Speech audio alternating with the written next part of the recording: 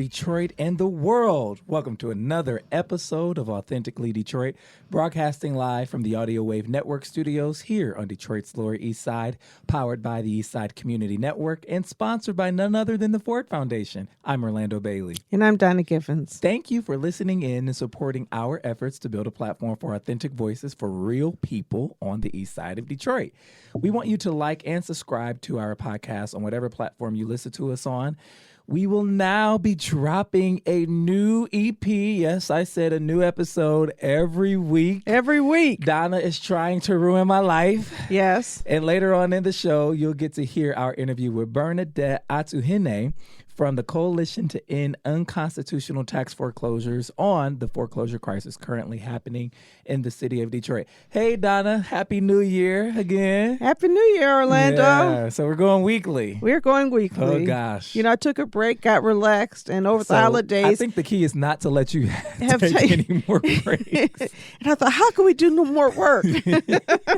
Like we did not do enough, and we did not end 2019 limping. But seriously. Jeez, yeah. I think that sharing information and communicating with our public about what's happening in Detroit is one of the more important things that we do on this show. Yeah. And we've gotten requests from people saying, I want to appear, and recommendations from people saying that we should have these people appear. And if we're going to do justice to these topics, we got to make time for it. Yeah. Can we take some time at the beginning of this year to just acknowledge all of the listeners and the support that we have gotten? Guys, we have to tell you that it has literally been overwhelming in that how this show has taken on pretty much a life of its own. It's become something that I don't think you or I expected it to become. No, it was just going to be a fun way to get news out there for people on the east side of Detroit. Yeah. Because we felt like people sometimes would rather hear the news than read it. Mm-hmm. And so newsletters are cool, but sometimes talking about issues in depth will give more people opportunity to access the information. Yeah. So thank you all for the overwhelming support. You'll get to hear from us every week now, and I'm excited about it. And you know, I want to thank our listeners, but I also want to thank our guests. Yes, we have had the best guest. And we've been so lucky. We're only 14 episodes in. I know, right? Yeah. So I'm honored every time somebody says that they will sit down and talk to us and share the information they have. And unfortunately, we had a guest who is leaving town until May. Yeah. And so we were unable to bring her on live, but we recorded her interview yesterday. Yeah. And she is amazing. And I'm just so proud of the work that she's doing to address some of the topics we'll be talking about today. Yeah. Why don't we get right on into it? It's time for Fresh Off the Press, news that we are thinking about. This is our commentary on news items relevant to the city of Detroit. If you have news stories that you want us to cover, you can send them to authenticallydetroit@gmail.com or hit us up on our socials at authenticallydetroit. Donna, Fresh Off the Press. Detroit homeowners overtaxed $600 million. Thousands of Detroit residents are still in debt after skewed property assessments. This is an article from Christine McDonald and Mark Betancourt at the Detroit News and Reporting. I have to say that local press is really doing a great job at investigative reporting. Proud to be a Detroiter. I have to agree with you there because Yes. at one point I was wondering what happened to the investigative reporting reporters in this city. It looks like, you know, I think that they we're have here. been. We're still here. I think they've been there, but they have been loosed, and they are now they are now investigating things and really given the freedom to speak on behalf of people in this community. Yeah. And I believe the importance of a free press to a democracy. And so the more you know, the more you can make good decisions as citizens and hold our public officials, all of them, accountable, hold ourselves accountable. Yeah, what a compelling article with such egregious facts, Donna. You want to dig into some of what this article revealed? It revealed some really painful stuff. I think anybody who lives in Detroit has some memory of 2009 or anywhere in the U.S., really, 2009 when we had the huge property tax fall. Yeah. And when property values just plummeted all over the nation. Yeah. And especially in places like Detroit, property values, were so low. And on the one hand, it's a terrible thing. And on the other hand, when your properties are valued less, then you don't have to pay as much in taxes because your taxes are a reflection of the values of your property. In a perfect world. In a just world. In a just world, yeah. Not even perfect, just, right? And you know, we'll get into this later in the interview because what they found is that of 173,000 Detroit homes they reviewed, more than 92% were overassessed between the years 2010 and 2016. That is insane. They did not correct the home values until 2017, and that they were overtaxed by an average of $3,800. Nearly 96,000 of those properties were taxed twice as much as they should have been in at least one of those years. So when you look at $3,800 and you look at, I want to do some quick math here, so let me do something really quick. Yeah. But when you look at $3,800, that doesn't sound like so much money for people who make a lot of money. But if the average income in Detroit is about $26,000, $3,800 is 15% of the annual income, and that is not take-home income. Insane. So it's a huge burden to have to pay $3,800 more on your taxes than you already owed. And many people just simply could not afford it. And so what ended up happening is a good number of those properties were eventually foreclosed on by the city.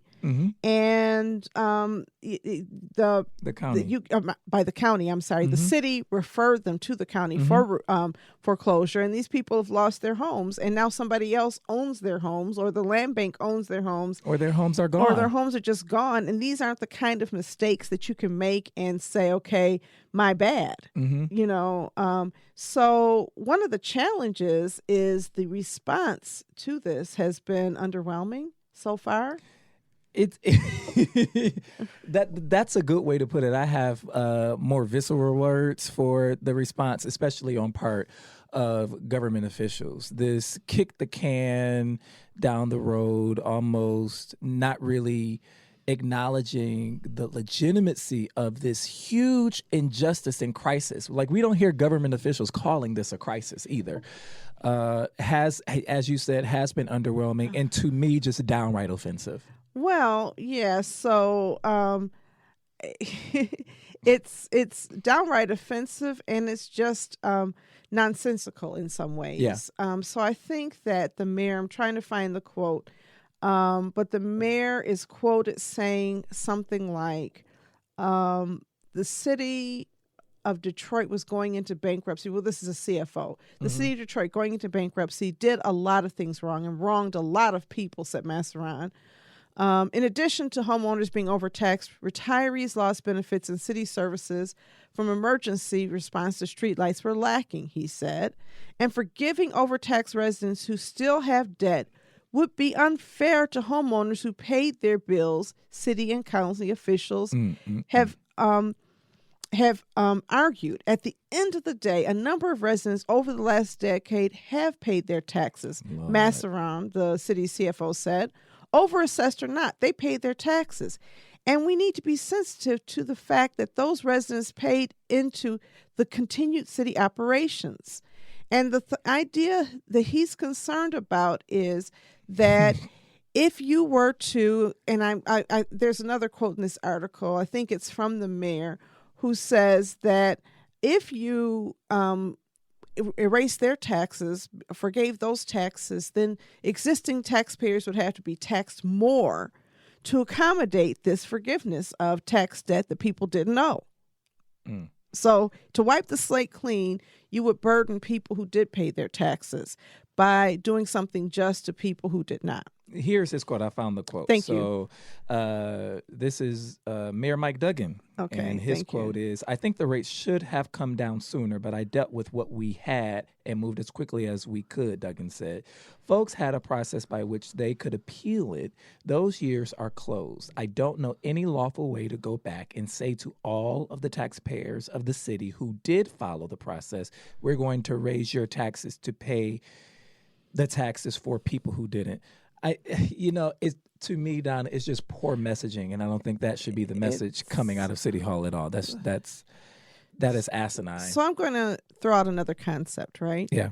So the city has decided to forego future taxes from a whole bunch of folks, from the Illiches for the LCA, from Fiat Chrysler for a portion of their expansion. The city has decided to forgive a lot of future taxes. We actually have something in Detroit called, in the state of Michigan called, what is it? The transformational brownfield tax credits, which allow developers to capture a portion of income tax and a portion of sales tax.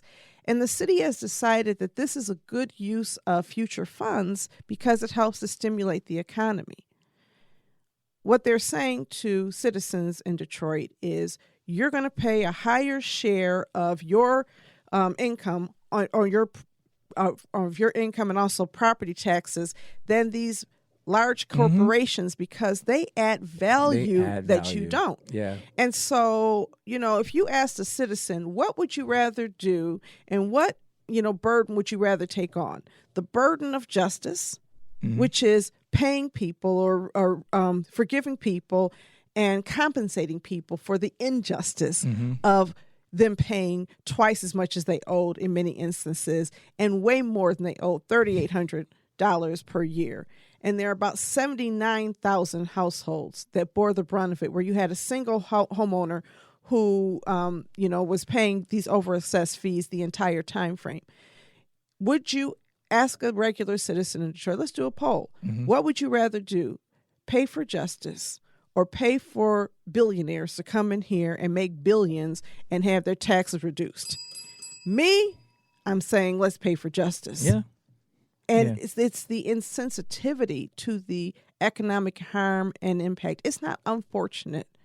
It is tragic. It is unjust. It is egregious that these things happened. And when the CFO points out that retirees lost their pensions as an explanation that everybody bore some pain, it makes me sick because we came up with a system that made everybody whole but retirees. And we've come up with a system that makes everybody whole but people who lost their homes. Now, we're going to find out later that not everybody's homes were overtaxed in Detroit at the same level. Or in the county. In Detroit specifically, I'm saying that if you looked at the bottom quartile of people in the city of Detroit, the vast majority of their homes were overtaxed. But if you looked at the more expensive homes, a small percentage of those homes were overtaxed and some of them were undertaxed. So we'll get more into that later. I'm just bringing that up because I think it's important for us to understand just how egregious this is. Yeah. And, there are numbers from last year that was in the article that I just want to bring up really quickly. It says of the more than 63,000 Detroit homes with delinquent debt as of last fall, more than 90% were overtaxed by an average of at least $3,700 between 2010 and 2016, according to the calculations by the news. The debt owed on about 40,000 of those homes is less than the properties were overtaxed over those 7 years. Yeah. That's horrible. And that's not even getting to the fact, which is the other issue that this article brings up, and many people have noted, that many of these homeowners qualified for a full or partial tax exemption and should not have been paying any taxes at all. But the program that exempted their taxes were so underpublicized and so hard to complicated apply for. Apply for. It is though if you jump through all of these hoops, then you will have the benefit of a tax exemption. And again, and I don't want to keep on overstating this, but we have poor people jumping through more hoops sometimes, it seems, than we have wealthy people who want to do land in the city, who have attorneys and all these other people helping them do all the jumping, and all they have to do is sit still and imagine. I think that this injustice is just so egregious, and I keep using the word egregious. I'm trying to think of a better word to describe something that's gross. Thank you. Gross. It is. It's really upsetting. It's upsetting. And who knew that? And then who knew that Detroiters can appeal their property tax assessments, and what does that process look like? Well, yeah, who knew that they could appeal? What kind of notice is given? And what kind of resources do they have to appeal? The richer you are, the more attorneys you can hire to make that appeal. Most of the time when we see things like you can appeal this, we feel you can appeal, the cutoff of your benefits, but most of the time people expect to lose those appeals. You can appeal a prison sentence. It's not as though people have confidence that an appeal will result in anything meaningful for them. Yeah. So more to come on this with our interview with Bernadette coming up a little later on in the show. Fresh off the press, about half of Detroit water shutoffs are still off.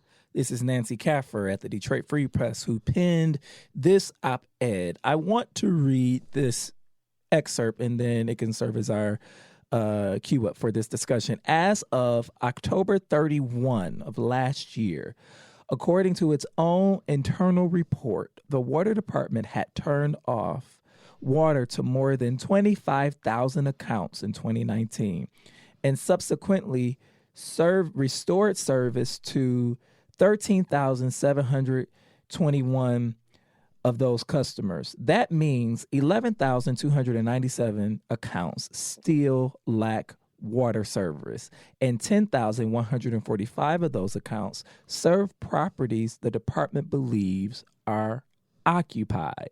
Yeah. So is it safe to say that we're in a water crisis as well in this city? Well, I mean, we're in a justice crisis. We're in a quality of life crisis. And water is symbolic of something much greater than the actual access to water. Although, living without water is not possible. We need water to live. We need water for our hygiene. We need water for our public health. Public health. And so poor access to water takes us back to pre-civilization, right? And it's, how many times can I use the word disgusting today? But I think that if we imagine that the people who are living without water are people like us, human beings, and we imagine the hardship that actual human beings face, this is really terrible. I grew up, I was, born in the 60s, came of age in the late 70s, early 80s, and I remember this concept of a social safety net that would catch people who were experiencing hard times so that they did not fall all the way out of the social safety net. And we have transformed conversations where we're no longer even treating the social safety net as an ideal. It's sort of like, oh, my bad. Well, there's not enough money. And I feel really bad about it, but there's just not enough money. And so you read how public officials are responding to it, and it's as if they are powerless, as if they don't understand that the role of government is to do more than thoughts and prayers. It is to solve problems that people experience, and especially problems that government causes. It's not as though Detroit's water rates are reasonable. Our water rates actually are reasonable. Our sewage rates are ridiculous. Sewage and drainage rates, There's some of the highest in the country. And so when you look at the fact that you have some of the poorest people in the country paying some of the highest water rates in the country, you automatically know some people are going to be without water. And then we have payment plans for people who are not considered poor enough to qualify for aid by our government. But a payment plan basically says now you have to pay what you owe plus what you didn't pay in the past. So if it was not affordable to you when you first got the bill, having your bill plus whatever multiplier they've added to it is not going to be affordable either. And so then you have high rates of default, whether it is for water debt or tax debt when you have people enter into payment plans. Rather than saying, let's figure out a way system where people can afford. Right. Yeah. And it's I believe that there are smart people in government. We elect the smart people, the smart folks, the folks who have critical thinking skills, the folks who have experience and can solve these kinds of issues. Let's do it. Let's do it. Well, I think that we do. I think that one of the things we have to acknowledge is that the public agenda has been distorted for some time. there's been this demonization of poor people and people without, and this desire to help people lift themselves up out of poverty as though that's how poverty works. And as if poverty is a consequence of personal failings and not a consequence of an unfair structural economic system that needs to have poor people in order for people, to survive, because, you need to be able to underpay people in order to get a hamburger for this price. Or you need to underpay people in order for Jeff Bezos to add to his billions and not pay taxes. If Jeff Bezos had to share his wealth, he would still be rich, but he could not be an ultra billionaire, an ultra rich person. He would not be the richest man in the world. And we actually have a system where there are many, many voters who believe it's important to let him make as much money as possible, and that any constraints on his wealth is an unfair wealth redistribution. So since the Reagan Revolution in the 1980, when he was elected to office, I like your language. Well, as they call it, since the Reagan Revolution, what has happened is not wealth distribution where rich people are being asked to pay more. It's but been wealth a redistribution. Redistribution where poor people are asked to pay more. All day. When you pay a higher percentage of your income for water, when you pay a higher percentage of your income for taxes, when you actually have higher income taxes than billionaires. And the rationale is that the billionaires have earned the right not to have to contribute.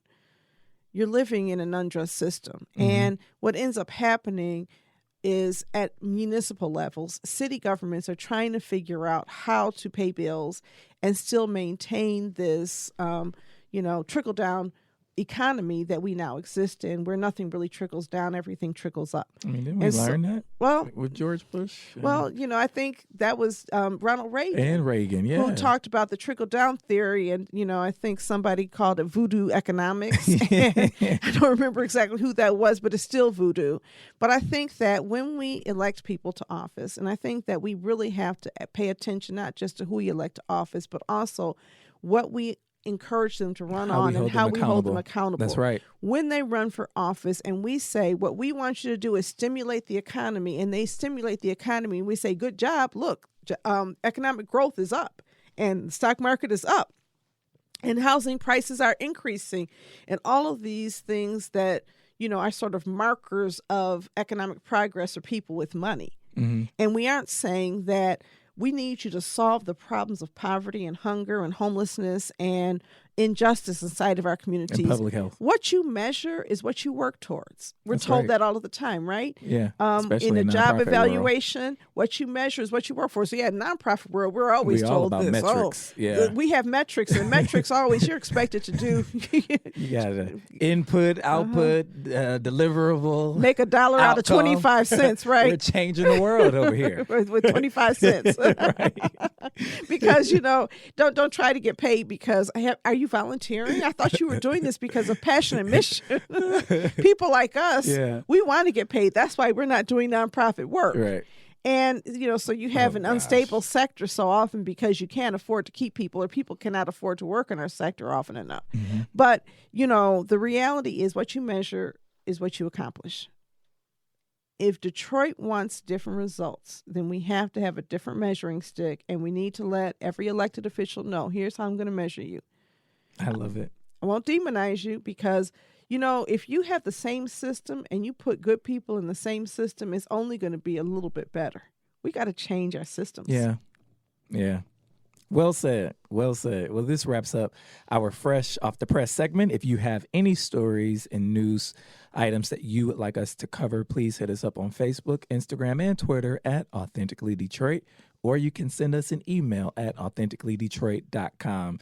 In our discussion this week, we're tackling the foreclosure crisis with Bernadette Atuahene from the Coalition to End Unconstitutional Tax Foreclosures, and she's also a law professor at Chicago Kent College of Law. Our interview was pre-recorded, and the audio will differ from what you hear now, but we encourage you to listen to the full interview. Here we go. All right, everybody. So we have a very special guest with us in the house tonight. We have Bernadette Atuahene, And she is here to talk about some of the work that she's doing at Wayne State University and in Chicago as a professor, as a writer and researcher. We're so happy to have her. Her and Donna are...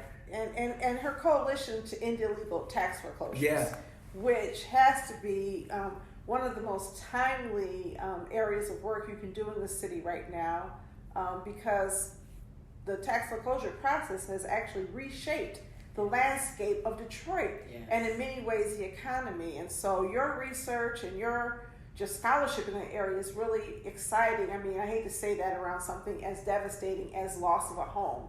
But I'm excited by your scholarship and your knowledge and command of the issues. Can you give us a start before we get into the subject matter of tax foreclosures? How did you get started in this work, and how did you end up in Detroit? Excellent. So before I start, I just want to thank you both for inviting me on your wonderful show. I've been following you both in your work at ECN for some time now. Oh, wow. We've been followed. Yes, indeed. How did I get started? So all my work has to do with land stolen from people of the African diaspora. So my first book project was in South Africa, and I looked at land stolen from Native people there. But that project was uncomfortable for me in many ways because it looked at Black people as the victims they were being stolen from. And so I wanted my next project to be where Black people were doing the stealing. They were taking the land, and so I came to Detroit to study the squatting phenomenon, where people were squatting in all of these abandoned, empty buildings. And the last big squatting phenomenon in the U.S. was on the Lower East Side of New York, but what's happening here in Detroit far outpaces that. And in the law, there are two kinds of squatters. One is what most normal people think of a squatter, we call a takeover, right? Someone who comes into a property with no prior legal relationship to that property. Yeah. But there's a second category of squatter in the law that we call a holdover. And that's somebody who was either, they were the owner, got foreclosed upon, and got, so they're still there, but they no longer have legal title. So that's called a holdover. And I had to include both in my sample, in my interview sample. So when I started interviewing the holdovers, I was like, what in the world is going on? All of these people are former owners of their home and got kicked out for not paying their property taxes. I started reading up, and there had been a lot of work by economists at Michigan State and urban planners at University of Michigan on assessment inequity, but nobody had made the link to the Michigan State Constitution, which says no property can be assessed at more than 50% of its market value. Right. And so that's me and my co-author, Tim Hodge, were the first ones to write the piece about talking about this is not only inequitable, it's actually straight up illegal. And not only illegal, it's unconstitutional. It violates the highest law of this land, of this state, which is the Michigan State Constitution.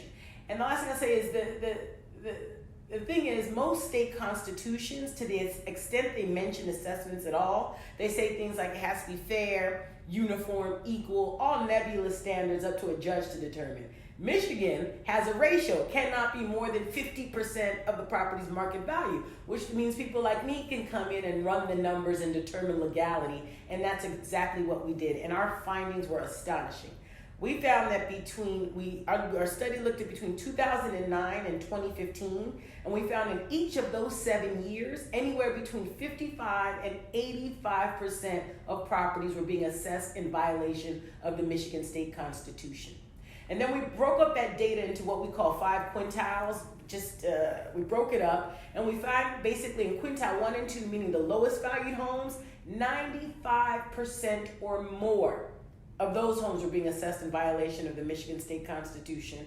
And when you got to quintile 5, meaning the highest valued homes, only about 18% were being assessed in violation of the Michigan State Constitution. Why? Because rich people have lawyers, and they can protest resources, and they can protest the taxes. And when you protest in Detroit, you win. So that takes me back to an earlier conversation we had when you and I first met and really connected, right? Mm-hmm. And I was talking about this whole concept of customers of government. I love that. And when you are a customer of government, that means that government policies and programs are designed with you in mind. Yes. It's like if you're the customer of a car dealership or if you're the customer of a restaurant, They're designing things for your customer experience.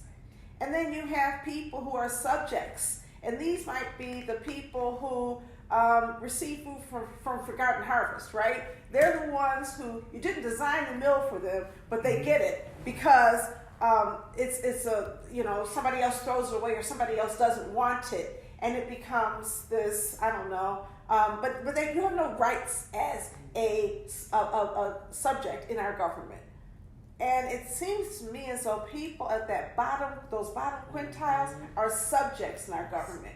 They have the responsibility for paying taxes, but they are not even afforded the constitutional rights of citizens in this country. Is that true? I think that's I love, first of all, when you first told me about that breakdown, I think that is just an excellent analytical tool, right? You have your subjects, your citizens, and your customers. So I just thought that was a fascinating framework that I really thought was right on point. And I think that's exactly right. And to go one step further, the customers are the people in the high value homes, because again, not only are 18% of those people not subject, only 18% are subject to unconstitutional tax assessments, the majority of those people are actually being under assessed. They're being assessed way below, not even above. Only 18% are being assessed above, but the vast majority are being assessed below. And so those are true customers. That's the right. system is designed for them. And just as you said, the lowest value ones, again, 95%, my God, almost all of them are being assessed illegally, for crying out loud, right? And when you think about that, and we're going to take that in a whole lot of different directions. I mean, it's really crazy, it's really horrible, it's really unjust. But we live also in a nation that treats wealth as if it is akin to morality. That wealthy people are good and they're doing the right things in America, and poor people have somehow gotten off the right path. Right. And there's this friction. Or even more than that, wealthy people are hardworking and poor people are lazy. When we know poor people are the hardest working people we know. Right. Yeah. Working 2-3 jobs. Yeah. And doing the hardest labor within any kind of corporate setting, right? When they say some people are makers and some people are takers, and the makers are the people who own the automobile companies and the takers are the people who work for them, I'm thinking, who's really making the car? Who's making your food? Who is making your bed? I mean, the makers are the people who are doing the heavy lifting, but we treat them as if they're immoral. And I think that we do that, and this nation has a long history of that, right? This nation enslaved us and then said that we didn't have the moral character, or somehow didn't have some constructs of humanity where we could be treated as equal. And I see that as a carryover, because it's okay to punish poverty. A holdover. Holdover, that's right. It's okay to punish poverty, because that will get poor people from being poor. Maybe they will wake up and not be poor anymore. And it's a fiction. It's a moral disaster. And so when you say 95% of the lower quintile, I want to understand, I'm a lifelong Detroiter, by the way. Welcome to Detroit. Thank you. But when you say 95%, that's a terrible number. How many houses is that? How many people were impacted by this? Right. So we know over 100,000 households have been foreclosed upon, subject to property tax foreclosure. And so when we talk about, that's house, like actual physical houses, and there's multiple people in each house. So you can do the math on that. So we have in Detroit, we have 1 in 4 properties has been subject to property tax foreclosure.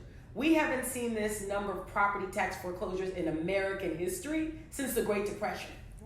Right? And so when we really ask ourselves what's going on, and then we really start lifting the layers and seeing this illegality, we know what's going on. But the real question, in connection to your point about the morality of poverty, is that how in the world was this allowed to go on for so long? Right. That's the real question. Well, it's allowed to go on for so long because of exactly what you're talking about. Because instead of so part of my work, I'm here in Detroit to do what we call ethnography. So I live here on the east side. I've been living here for 3 years on purpose in a community that was been hard hit by the property tax foreclosure crisis so I can get to understand what's actually happening. So that's a kind of research I do, and that's what I'm doing here in Detroit. And I've interviewed every single, at this point, government official in charge of property tax administration. And the stories I hear are very consistent. When you ask what's going on, with property tax, Dave Szymanski, the former treasurer, told me, you know what, Prof? He told me what's going on is when people decided to, between paying their taxes and buying a purse, unfortunately, they decided to buy the purse. Vicky Kovari. That is infuriating. Oh, wow. And he said this, not only did he say it to me in an interview, but he also said it at the Cobo Center. He said it to, Cobo Center, everybody comes, who hundreds of people come. He was on a dais, elevated, and he looking down on a crowd of mostly black people, saying he said this to them at that meeting. So he's on record as saying this multiple times. When I asked Vicky Kovari what was happening back when she was the mayor's head of Department of Neighborhoods, you got it. Yeah, she said people bought houses they couldn't afford. I can go on and on with the, what's going on. People aren't paying their taxes. It's always about a failure of personal responsibility. And I need you to understand this. This is what we call a discursive move, right? Mm-hmm. So in as much as they are saying the problem is this individual, their failure of personal responsibility, that's a strategic move that prevents you from looking at the real problem, which is the structural inequality, the system, this unconstitutional tax assessments. Yeah. So in as much as they are telling you it is a failure of personal responsibility, they are diverting our gaze from where it really needs to be, which is on the systemic issues. To the penalization of poor folks. It's strategic. Yeah. It is. It's strategic, and it's also how people have been discounting injustice in this nation from forever. You got it. Okay? It's not just property tax. This narrative is all the way through. This is true whether it is us talking about illegal tax foreclosures, right? Or unconstitutional tax foreclosures, which is a better word in some ways, right? Mm-hmm. But it's also true when just talking about minimum wages, when also talking about housing crisis. When the government is breaking the law or when the government is actually following and enforcing an unjust law, there's always this move to point to the people and not to accept the fact that the system is broken. This system is broken, it's been broken, and it's going to be broken until we make the will and the needs of people of this nation, and certainly people in the city of Detroit, the center of our policymaking and the center of our action. Well, Dan, I heard you make the point before about the system actually working the way it was designed to work toward the benefit of those in power and in privilege. Right. You know what I mean? And when we think about how cyclical this is, even into 2020 and these holdovers, the system is working exactly the way it was designed to work. How do we disrupt and break the system is my question. And so I want to say, I don't know about if this, so I think it's about who's in control of the system. So there's two things. It's hard for me to see this level of property tax foreclosure happening under Harold Washington, for instance. And nothing happened, nothing being done about it. And so that's number one. Young. So, sorry. Who did I say? You said Harold Washington. Honey, I am in Chicago. I know. That's tomorrow, Bernadette. You're still here in Detroit. And we say Coleman around here, huh? I'm in Detroit. We imagine the ghost of Coleman Young talking about MFs and cussing people out from Detroit to Lansing and everywhere in between. Yeah. You are so right. This could never happen under the administration. And I don't believe, I remember when this law was written. I was here. And the reality is, at that time, people were looking at these, what they call, I've heard people use a concept, zombie properties. No owner around, and it's really, really, really, really hard to take possession of a vacant property where the owner just exit stage left. And so the expedited tax foreclosure law was supposed to crack down on those types of property owners. Mm-hmm. The LLCs that are forming. And what ended up happening is they designed a system that the private companies and slumlords have found a way around, and the only people it's holding accountable are the citizens who are low income in this community for the most part. And so I don't believe it was formed to have this impact. I believe it was formed to have a different impact. But going back to your point, when you have something that is this broken and damages this many people, regardless of your original intent, you stop and you change the policy. Right. But let's stop here, and we need to realize one other thing, that this problem of property tax abuse is not just happening in Detroit. Right. I mentioned Harold Washington on purpose because it's actually also happening in Chicago. There was a Pulitzer Prize nominated series called The Tax Divide in the Chicago Tribune that shows in the city of Chicago, black and brown people are being overtaxed through property tax. Only difference in Chicago is they're not losing their homes through tax foreclosure. My colleague Christopher Berry at the University of Chicago has recently completed a national study and is finding this as a national trend about this kind of property tax abuse happening everywhere. And guess who are the two states that are the worst offenders? Michigan and Illinois? Michigan and Alabama. When you're in the same category as Alabama, you know you're in trouble. Wow. Wow. Oh my goodness. Michigan and Alabama. A shame. The absolute shame. Sorry, my Alabama friends and our listeners from Alabama, but you know what we mean. Yeah, exactly. You know, but this is happening nationally. I think that's an important point because, and this is important because property taxes are so complicated, and so it's easier, right, to hide this injustice within the complexity. And so housing advocates really need to step up in terms of fighting these property tax abuses that are happening nationally. It just hasn't come on the scene as a big issue.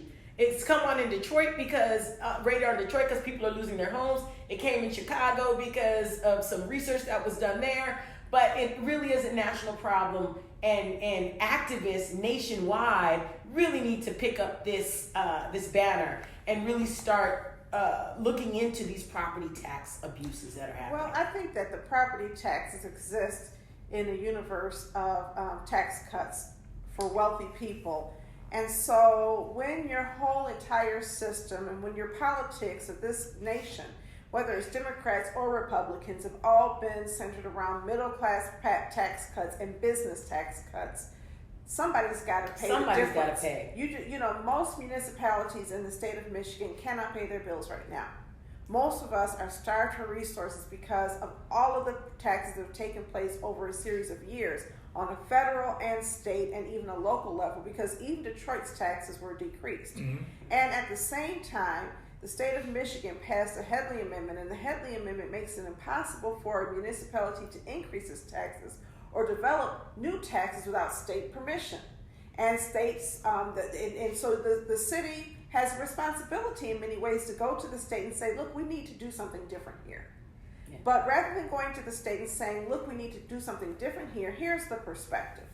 If we increase taxes in anywhere else in Detroit, we're going to drive out our customers, and we're going to keep our customers from investing in the city of Detroit. So we can't do that. The only thing that we can afford to do is to overtax people who are already here and then blame them for not being able to pay.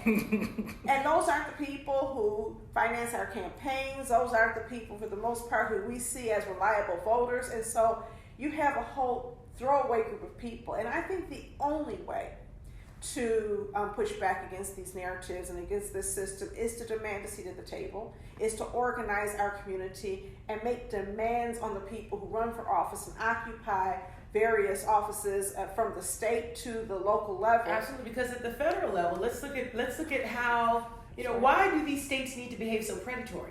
Look at federal funding. Federal funding has been cut. CDBG block grants over the last 25 years have decreased post-Reagan by 70% when you adjust for inflation. Mm-hmm. So not only have we cities been subjected to less federal funding, but in Michigan it's less state funding. When Snyder came in, he put in the EVIP and reduced the revenue sharing, reduced revenue sharing payments drastically. So cities are in a position where they're, as Donna correctly pointed out, experiencing tax cuts, but then they're also receiving withdrawal of funding from both the federal and the state levels. My God. They are trying to pay the bills and operate the state apparatus with an ever drying well.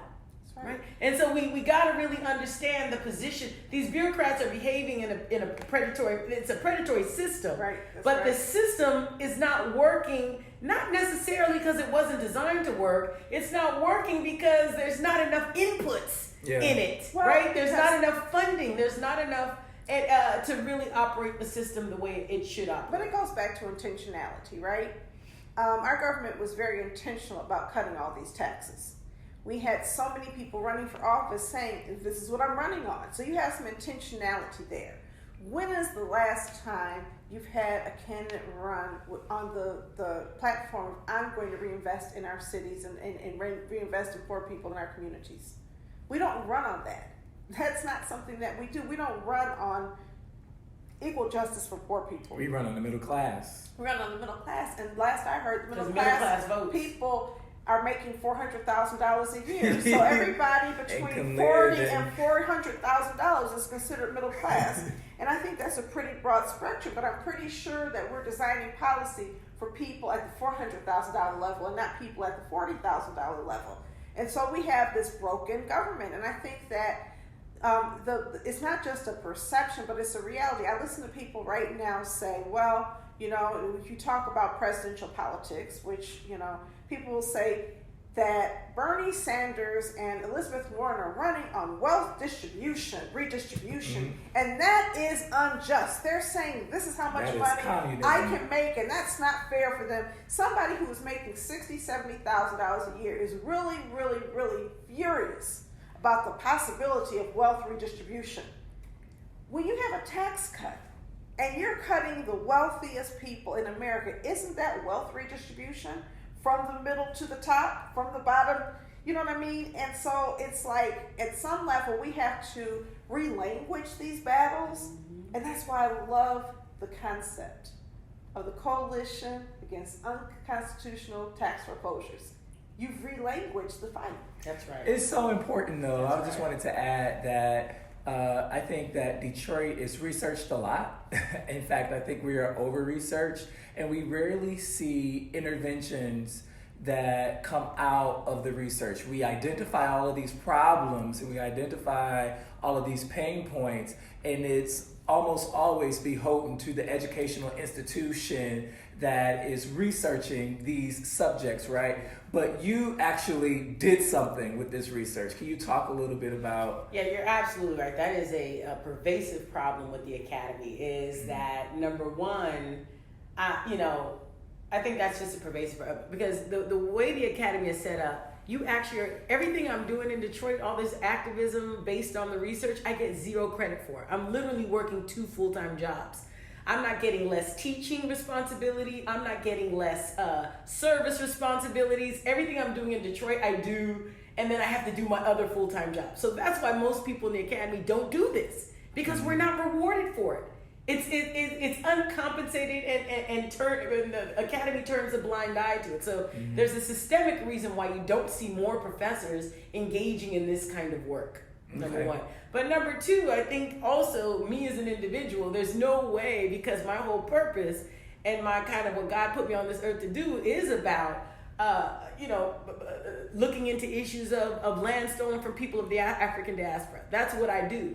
And before I went to law school, and before I became a professor, I was a community organizer in South Central Los Angeles. And so I have a certain skill set that allows me to do interventions and community work at a different level than many of my colleagues who are never community organizers or, are just academics. Yeah. So I think there's a lot of levels going on there. But I do think that the university needs to change in terms of, again, another problem you see is with research in Detroit is people coming to Detroit and asking people questions. No, before you start asking questions, you ask the people what question. The research questions need to be generated by the organizations doing the work in Detroit, by the people in Detroit, right? Instead of the research questions being generated in the ivory tower, and then they come to Detroit to ask people about X, Y, or Z. Right. It's backwards. Yes. Right. The research questions need to come from the ECNs of Detroit, from the various What are the research questions you guys need answered to do your work better? That's the kind of intervention the university needs to have in Detroit, but that's just not how it works. The reality is that Wayne State University does not have the resources to do that work. You have other universities like UCLA has a center. I can't remember the name of the center they have. Wayne has a lot of resources. It's about how you use them. Well, that's okay. Let me put it like this: they don't make the resources available like a UCLA or like the University of Michigan. Although the University of Michigan is not as aggressive as Ohio State University. Don't tell anybody I said that. You're on record. Well, okay, but it's true. Ohio State University has, I can't remember the name of the center they have that John Powell used to run. Right. That Michelle Alexander was running that center before she left, which focused on race and inequality. You have to have intentionality around raising the resources. Foundations and corporations can't put money in the study so that you don't have to do 1,000 jobs to get it done. But unfortunately, I don't really see a civil rights center in the state of Michigan, at U of M or at Michigan State, that's really just focusing on those issues that's well-resourced as well. Do you see that here? Well, the University of Michigan, they do have the Poverty Solutions Center, so that's But how many faculty are working in Poverty Solutions, and what kind of studies are being... We've partnered with Poverty Solutions, and I think they're great.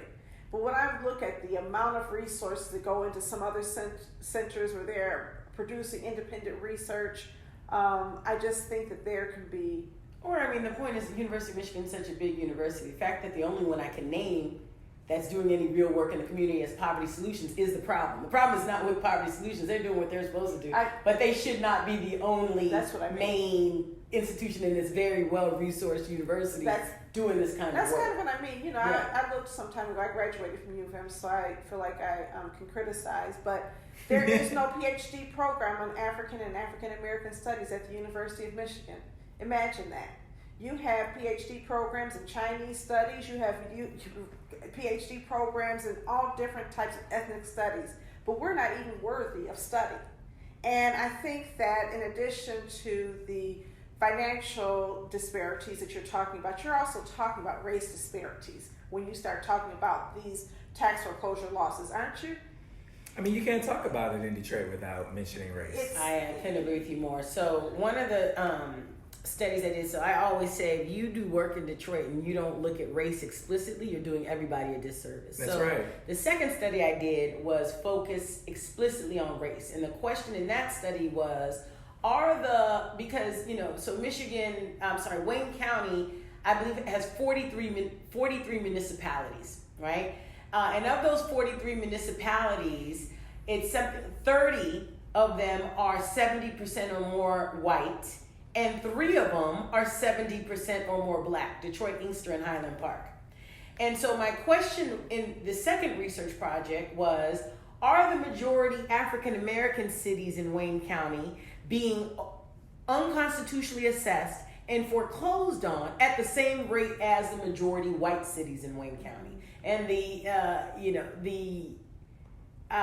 answer was, of course, the majority African American cities are being subjected to illegal assessments and foreclosure at a much higher rate than the majority white cities. So it is absolutely a racial question, and you have to really understand what's going on in Detroit with the property tax foreclosure through this racialized city-county divide. That is a historic city-county divide, right? And at the end of the day, when you ask, I always say, when you want to find out what's happening in your life, something's going wrong in your life, I don't care if it's a relationship or business, whatever, you need to follow the money. That's right. And it's going to tell you, you're going to get to the core of it when you follow the money. Okay, I don't care what kind of relationship it is, you need to follow the money. And when you follow the money in Detroit with the property tax foreclosure crisis, what you find is that Detroit is not benefiting. The city of Detroit itself is not benefiting from this property tax foreclosure crisis. It is being ravished, right? Less tax collection, blight, and I mean, you can go on and on. The city of Detroit is not financially benefiting. So who is financially benefiting? The answer is Wayne County. People do not realize that Wayne County staved off bankruptcy and emergency management off the backs of delinquent taxes and foreclosures in the city of Detroit. And we need to understand that dynamic within the larger historical dynamic of the white county and the black city, of that racialized city-county divide is being resurrected, right? This is in this instance of the property tax foreclosure crisis. So the only entity that is benefiting is Wayne County and the investors that are buying from the tax foreclosure option. So when we talk about Wayne County, though, and we talk about who's benefiting, a lot of times people want to attach it to a certain person and a certain office, and there's this thinking that if we can just elect the right person, this will stop. Now, I agree with you. If Coleman Young were mayor, Detroit would not be Detroiters not be exploited like this. But it seems like there's some structural reasons and some structural fixes that have to be in place to stop this. Can you talk about that a little bit? Absolutely. Some of the structural fixes is, number one, if we want a real structural fix, I think we need to look at a state like Florida, where they do not even charge property taxes until the property is of a certain value. I think the value might be like $40,000, $30,000. I'm not sure what the number is. But any property, let's just say for now, under $40,000 doesn't even get charged property taxes. Why is that brilliant? Because property taxes are so complicated that you can only make sure they're correct if you can hire a lawyer. And so you really should leave it to the population, the middle class, upper class population who can hire a lawyer to deal with property taxes. The poorest of the poor, doesn't make sense for them to be filing poverty tax exemptions every year, et cetera, and you're not making much off of them anyways, right? And so one structural solution is this kind of model about not even taxing the lower value properties at all. That's my kind of, if I had a big one to put on the table to really solve a lot of it, it would be that. Well, I want to ask you a question around, you said something earlier that kind of struck me, that Detroit isn't really benefiting from collecting these unconstitutional, collecting on these taxes on these illegally assessed homes. But one of the trends that I'm seeing currently is officials sort of just kicking this can down the road, and passing off responsibility. Well, it was this administration, or we didn't have staff. The Detroit News just released an investigation letting us know that the county has taken, $600 million in over-assessed properties in Wayne County, especially being exacerbated in the city of Detroit. Even when you spoke about Vicky Kovari and some other officials just kind of turning this camera to the citizen, why does it seem like no one wants to take responsibility for this? Yeah, and that's exactly right. It's the pointing of the fingers. So you go, you go to Wayne County, you go to Eric Sabree at the Wayne County, and he says, well, it's the Detroit's fault. They're in charge of assessments, and if the assessments are illegal, it's Detroit's fault. That's actually true. Detroit is in charge of assessments, right? Yeah. And then you go to Detroit, they're like, oh, we want to stop the foreclosures, but that's the county. Yeah. Well, that's actually true. That's true. That, if you want to stop foreclosure, it is the county that has the power to stop the foreclosures, and only the county that has the power to stop foreclosures. So they're busy pointing fingers at each other, when in fact, if they acknowledge they both together have the power to stop this, right? But instead, we have fingers being pointed. Your responsibility, when they really each have different roles and need to work together to put a stop to this madness. I have a question.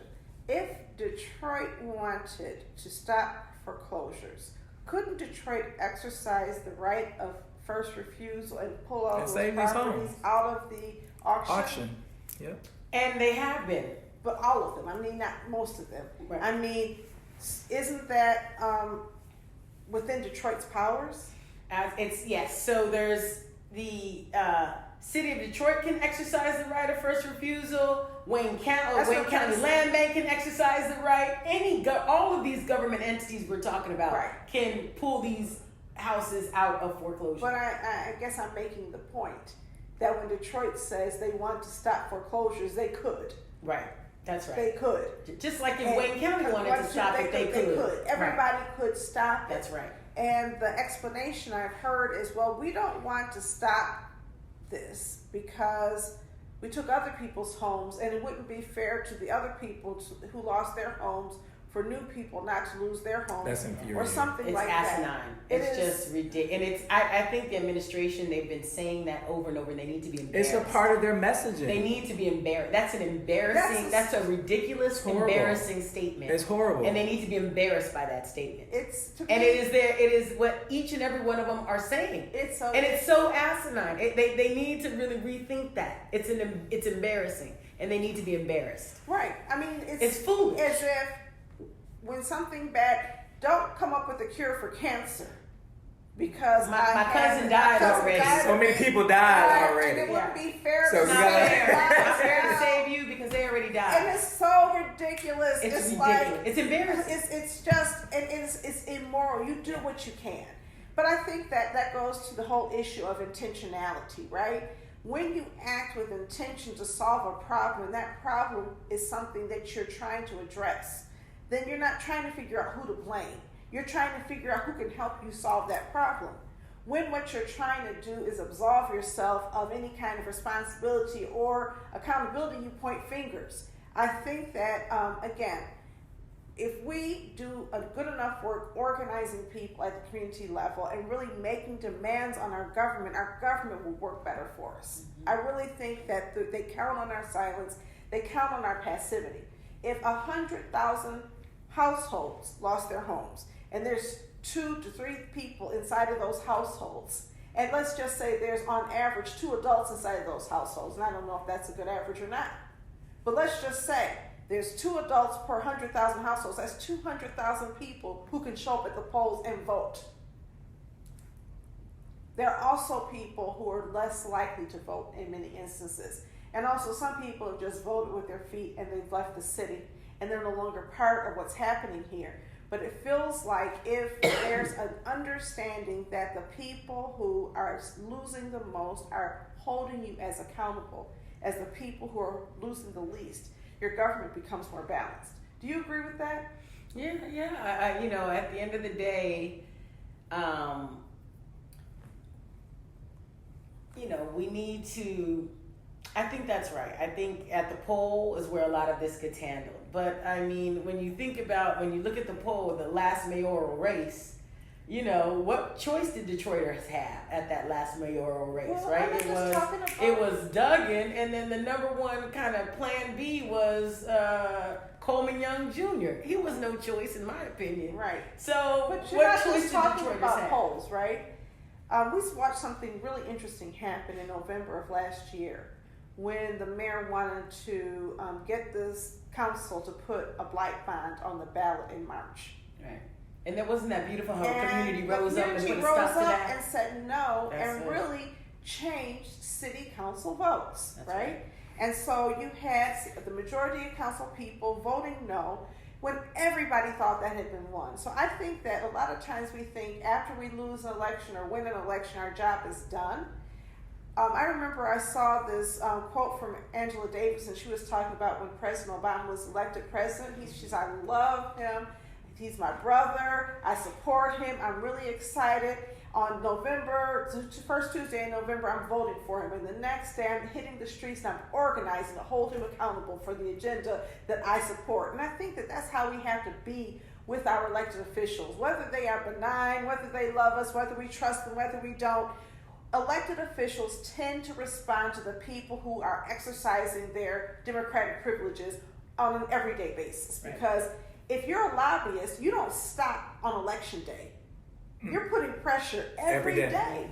So that's a nice segue to talk about the work of the coalition. Yeah, so as you said, the coalition to end unconstitutional tax foreclosures, and we actually just voted on Thursday at our last meeting We changed our name. Because we don't want to say what we're against, we want to say what we're for. So are we breaking news on Authentically Detroit? Breaking news. So we changed our name for the Coalition to End Unconstitutional Tax Foreclosures to the Coalition for Property Tax Justice. Love it. We got to say what we're for. 2 steps up. That's it. Thank you. And we changed our logo from a house with 2 chains in front of it to a house that's in the form of a key to give access. That's all right. Yes. Come through. I love it. Now, before you go on with that, we have a Blight Advisory Task Force with the Lower East Side Action Plan of Detroit, which East Side Community Network supports. And we just are having those exact same conversations. Should it be a Blight Advisory Task Force, or should we have a positive name to describe the vision that we are all working towards?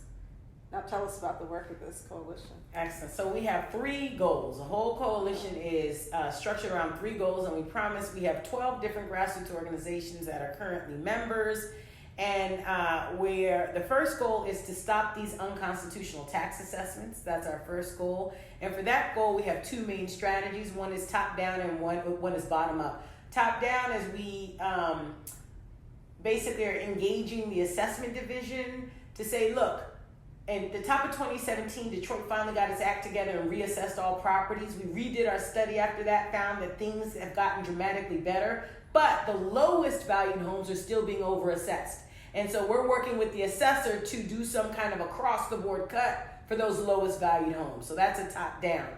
The bottom up is no assessment division in America can get things 100% correct. It's just impossible. It's a mass assessment system. It's not house by house. So we have started 2 property tax appeal projects. One is housed at the University of Michigan. The other is housed at the Detroit Justice Center. Nice. And we basically do the property tax appeals for poor homeowners for free. Because that's But they have to know that they can do that. They have to know that they can do that. But so we do 2 things.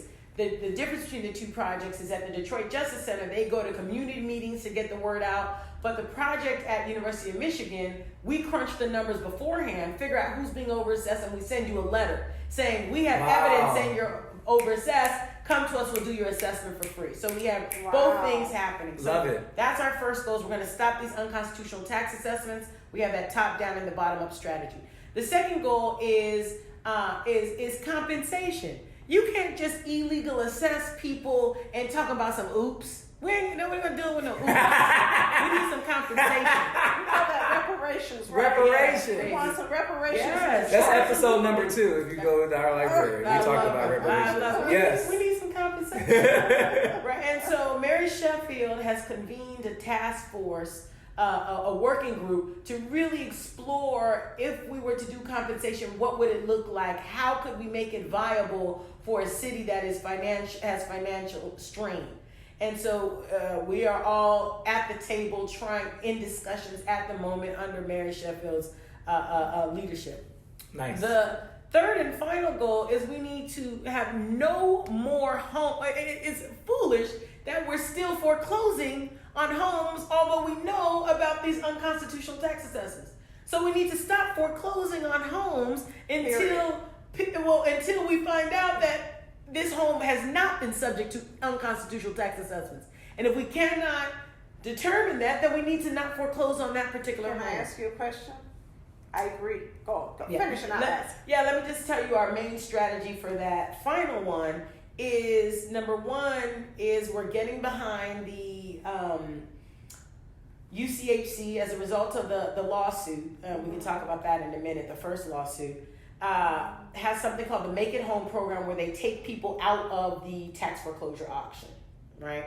Who qualified for the poverty tax exemption, meaning they were never supposed to be paying the taxes and getting evicted for in the first place. And we'll talk more about that if you want to talk about the lawsuit next. The second thing we're doing is we're behind the Wayne County Land Bank Quiet Title program. And I want, this is important for listeners because the mayor and everybody's behind the pay as you stay. And I want everyone to understand the difference between the Wayne County Land Bank Quiet Title Program and Pay As You Stay. The Wayne County Quiet Title Program, for everybody who has any delinquency and you qualify for the poverty tax exemption, meaning you weren't supposed to be paying these taxes in the first place, They erase all of the taxes and you move on with your life.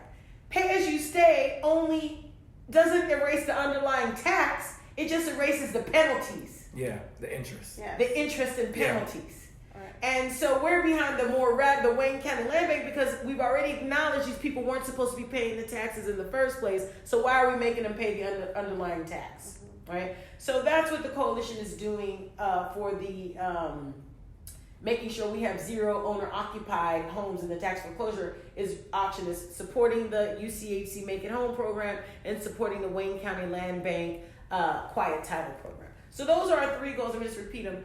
Number one, stop unconstitutional assessments. Number two, fight for compensation for those who've been illegally assessed and foreclosed upon. And number three is to make sure there are zero owner occupied homes in the tax foreclosure auction. And once we accomplish those three goals, we plan to go to the coalition will be over. People can do other work, form other coalitions. We're not a coalition that's right. around forever. That's right. Well, We're but gonna you do know it. Win this campaign That's right. and keep it moving. I love Yes, it. and I think that's Get great. yourself out of work. I will say this, though. I think that the taxes, what is your new coalition name? The Coalition for Property Tax Justice. For property tax justice. I think that there is a need for a companion piece, and that is a coalition for tax justice. The incentive to foreclose and the incentive to keep this program alive is partly tied to the fact that, as you pointed out, our county government might go into receivership without these tax revenues. Is that still the case? No, that was just after 2008. They were in Okay. trouble. Now I've been out of trouble for a minute. So they're out of trouble. So what would the economic impact be on Wayne County if no more foreclosures? So again, the whole business with the economic impact on Wayne County had no business. So all this money goes into what's called the Property Tax Revolving Fund. Right. And if you read the act of the Property Tax Revolving Fund, that's supposed to be a lockbox. You're not supposed to be using that money for the general fund balance to your cover general fund, I'm not disagreeing with that. Right. I'm not justifying what they've done in the past. Right. What I'm trying to get at is the fact that we have put So a Band-Aid that's the answer to your over question. You said, what is local the government? Right. And I think that we've got to do something to address the starvation of our local government in terms of meeting the needs of citizens. Right. But that's the answer is that there will be no effect on Wayne County, right? Okay. Because Wayne County is not supposed to be using this money to balance its budget. So if you remove this money, right? The point is I get that. Right. I get that, and I understand that. I read somewhere, it was just a couple of years ago, that Wayne County was generating $18 million a year, and that was what was making the books solvent. And I don't know if that's true or not true. I didn't investigate that, but it was not that long ago that's what I read. While I think that's the wrong way to do it, I think that we have an underlying issue in our state, and that is not enough revenue. We have too many tax increment finance projects. We have too many tax cuts that we're giving to large corporations. And then we have tax cuts that we're giving to businesses anyway. And so we're not able to replenish our tax base.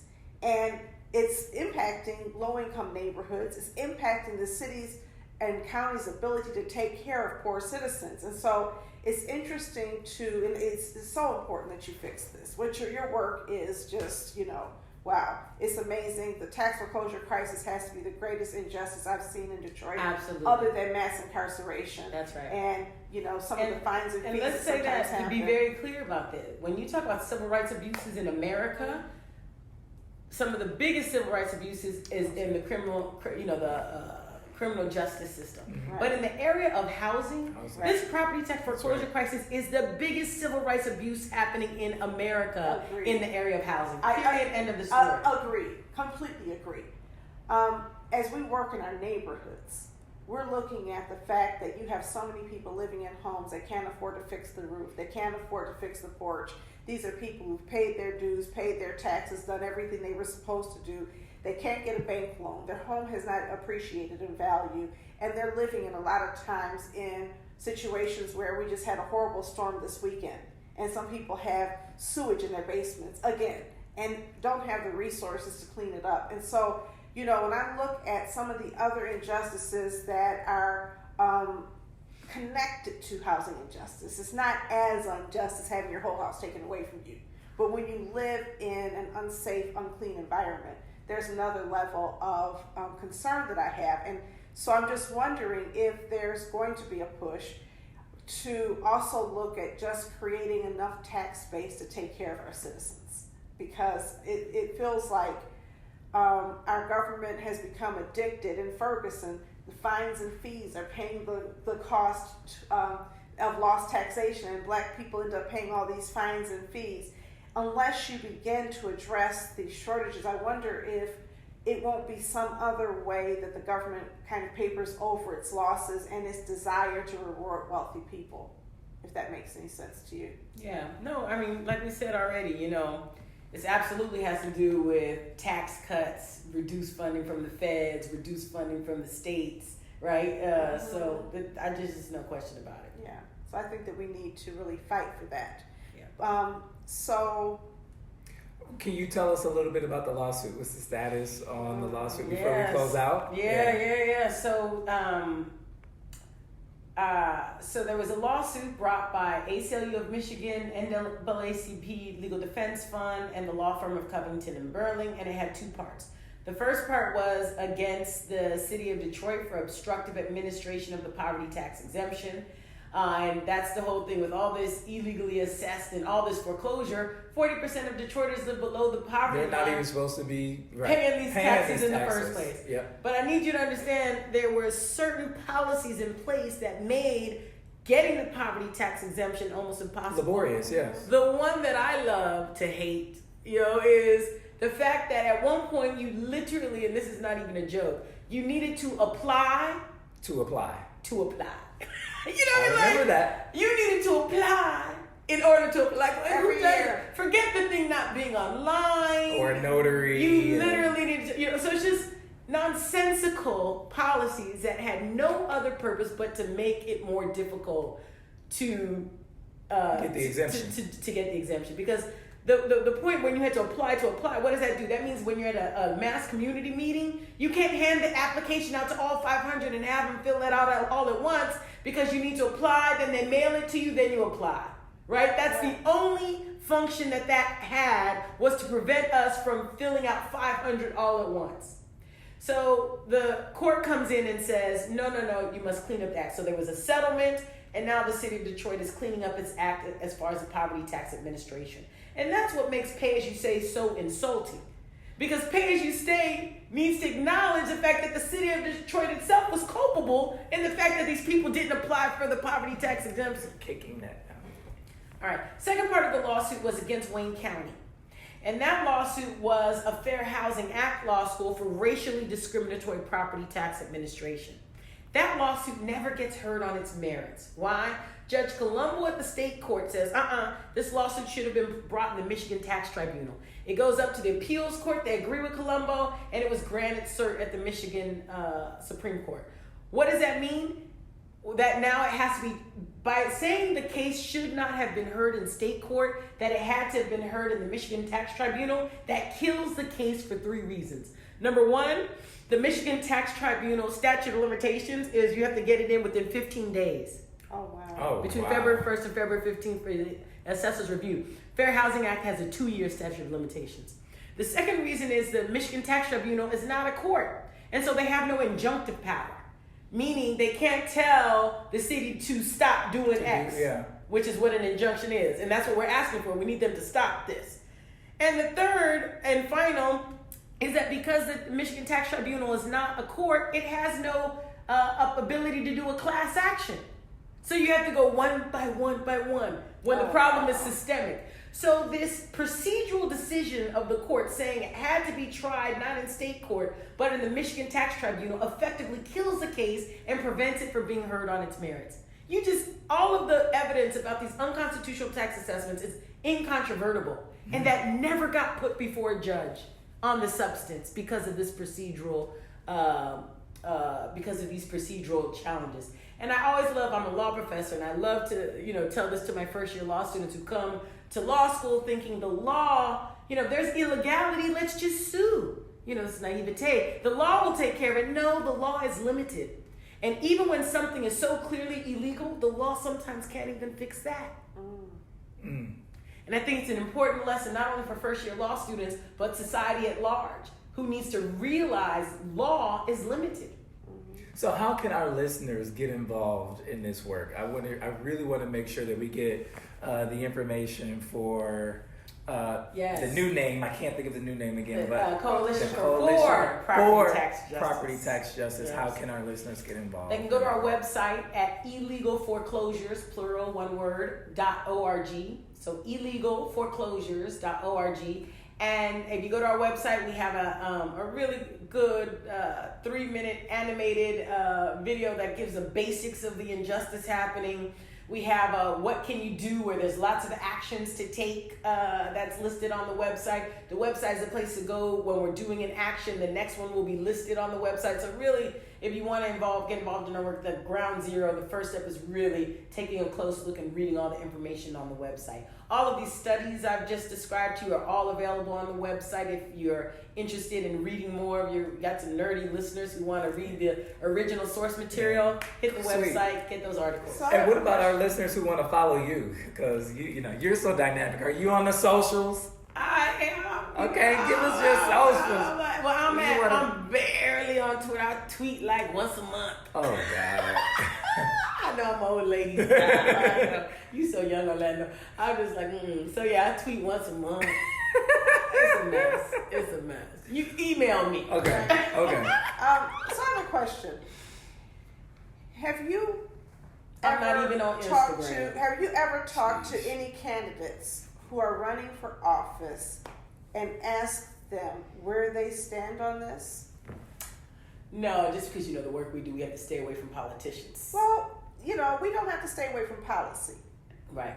Okay, we don't have to stay away from policy. And as a nonprofit, even if you are, a 501c3, if you're advocating policy that is very closely connected to your nonprofit mission, you can advocate for that. Which we do. So all of those 3 goals I told you, we're trying to get policies changed, so we definitely interact on that. Right, and I'm just saying that it seems to me as though one of the things, this is a big election year, right?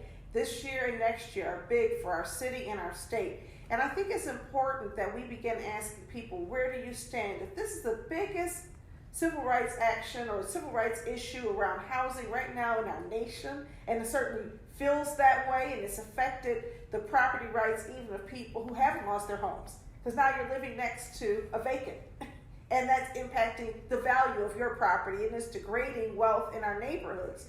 So it's really, really important. It seems to me as though some candidate forums and some questionnaires where we really ask them to stand up and talk about how they would end this would be one way of trying to ensure that there are people who are representing us and understanding the issues.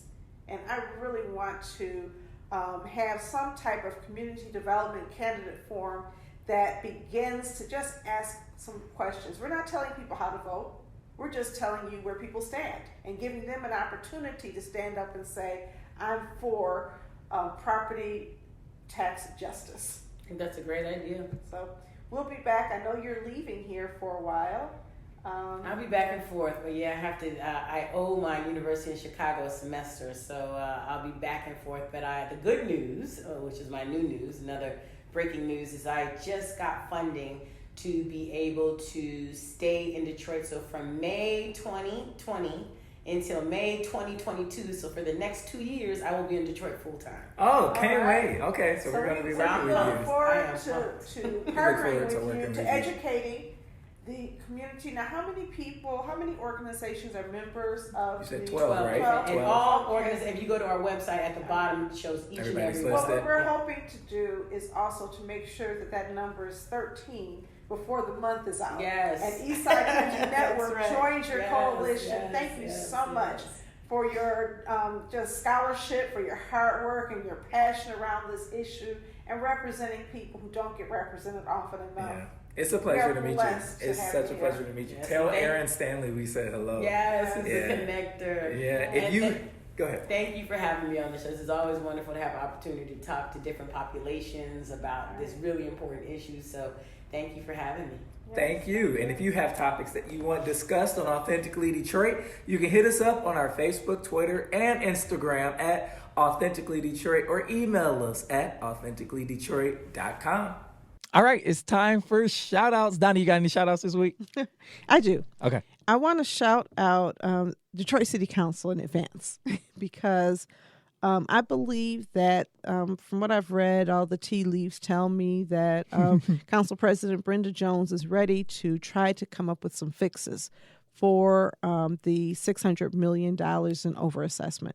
And I'm really excited about that. I think that we can all agree that we wish that City Council may have been a little bit more active and conscious and acting on behalf of citizens for some time now as some of these things have progressed. But, there's no time like the present. And I'm excited to see that we're going to have two branches of government in the city really working together to solve problems.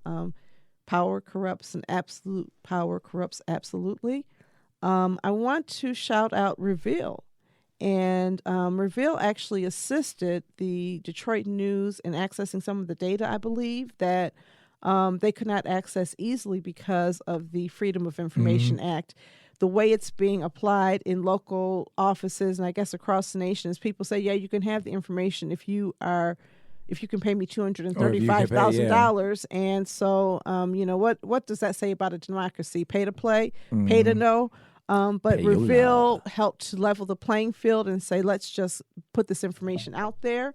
I want to shout out Nancy Caffer because she is really awesome. And she wrote a great story about the water shutoffs. And she really talked not just about the impact on individuals, but the impact on public health. That's right. That when people are not clean, communicable disease has a way of spreading. Whenever people talk about stopping the flu, they say, wash your hands. Right. Stopping the cold, wash your hands. When you cannot wash, it impacts everybody as well as the individual and their quality of life. Yeah. Shout out to Christine McDonald for her magnificent reporting in the Detroit News story. That's Pulitzer material there. You know what I mean?